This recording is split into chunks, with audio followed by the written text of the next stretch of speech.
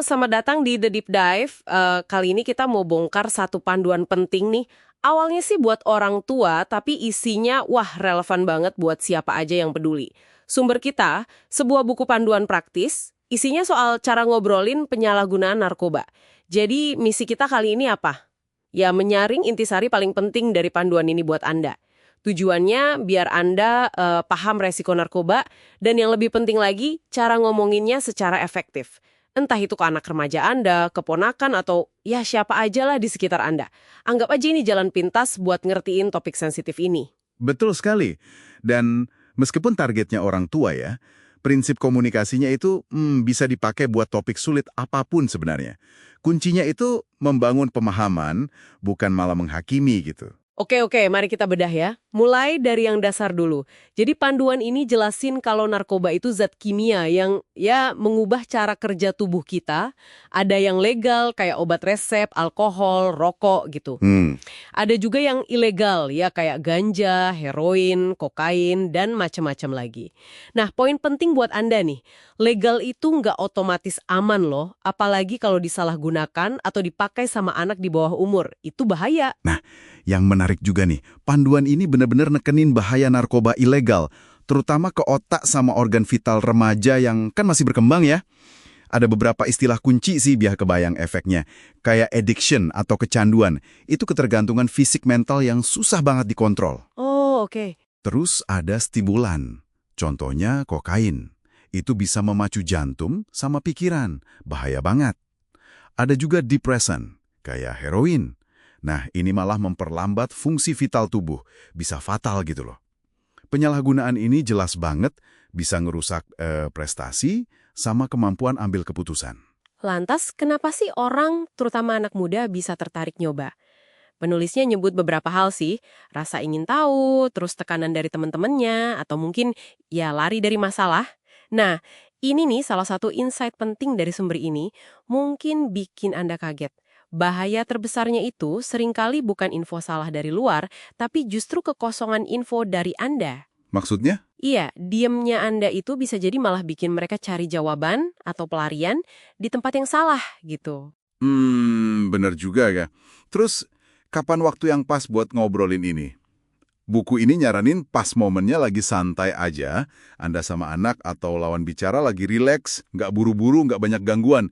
Kayak yang ditekankan di bab 5 itu, bangun koneksi dululah sebelum masuk topik berat. Jangan mulai dengan nada kayak lagi interogasi atau nakut-nakutin gitu. Oke, jadi timing sama suasana penting ya. Terus gimana cara ngomong yang efektif? Bab 3 sama 6 kasih saran pendekatan yang kreatif. Sesuaikan bahasa sama umur. Kalau anak kecil mungkin pakai analogi gampang aja, bedain makanan sehat sama zat bahaya gitu. Iya ya. Buat remaja ya kasih info yang lebih detail. Dan ini penting, kalau Anda nggak tahu jawabannya, ya ngaku aja. Itu lebih baik daripada sok tahu atau nebak-nebak. Betul.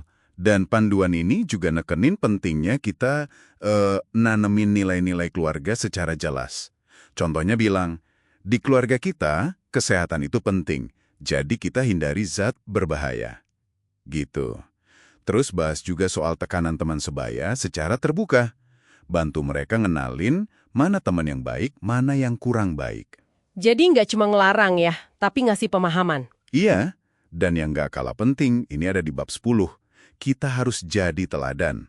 Cara Anda ngatasin stres, ngerayain sesuatu, atau sekedar santai tanpa perlu pakai zat tertentu, itu pelajaran paling kuat buat mereka.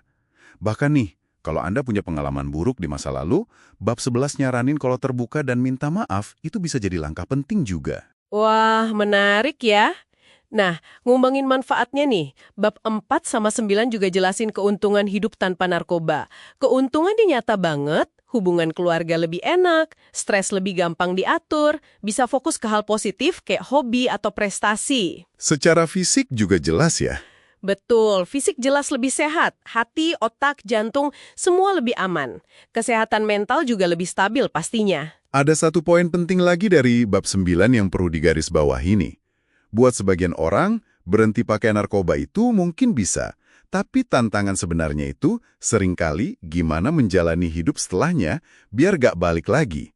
Nah, disinilah dukungan terus-menerus sama komunikasi terbuka itu jadi vital banget. Manfaat jangka panjang hidup bersih itu jelas jauh lebih gede daripada godaan sesaat. Jadi kesimpulannya apa nih buat Anda? Intinya, panduan ini nunjukin kalau komunikasi yang terbuka, jujur, terus-menerus, plus jadi contoh nyata lewat tindakan sehari-hari, itu benteng pertahanan paling kuat buat ngelindungin orang-orang yang kita sayang dari narkoba. Ini bukan cuma soal mencegah, tapi soal bangun fondasi kepercayaan yang kuat. Iya, dan ini mungkin jadi pertanyaan penting buat refleksi kita semua ya. Buku ini, khususnya di bab 12, ngingetin ada bahaya kalau orang tua itu terlalu pede. Ngerasa, anak saya pasti aman. Mungkin pertanyaan buat Anda renungkan. Seberapa sering sih pilihan-pilihan kecil Anda tiap hari? Cara Anda ngerayain sukses, ngilangin capek, atau sekedar santai, itu tanpa sadar jadi semacam pelajaran tersembunyi buat orang sekitar Anda tentang cara ngadepin hidup. Coba deh direnungkan.